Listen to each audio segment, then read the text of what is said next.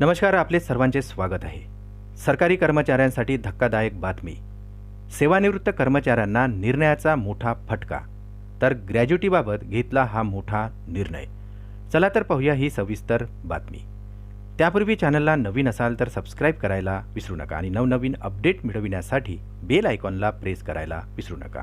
अत्यंत महत्त्वाची आणि कामाची बातमी आपल्या सहकारी मित्रांना शेअर करून व्हिडिओ आवडल्यास लाईक करायलाही विसरू नका।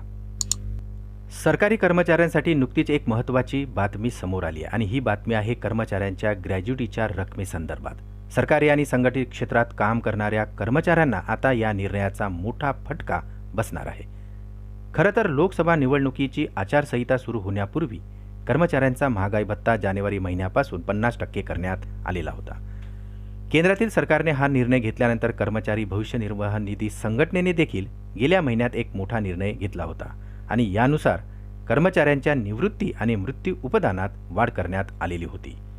या संदर्भात ईपीएफओने एक आदेशही जारी केलेला होता आणि जारी केलेल्या आदेशात सेवानिवृत्ती ग्रॅज्युटी आणि डेथ ग्रॅज्युटीची कमाल रक्कम ही 25% वाढवण्यात आली असल्याचे म्हटले होते आणि ही रक्कम 25 लाखापर्यंत वाढवली गेली होती।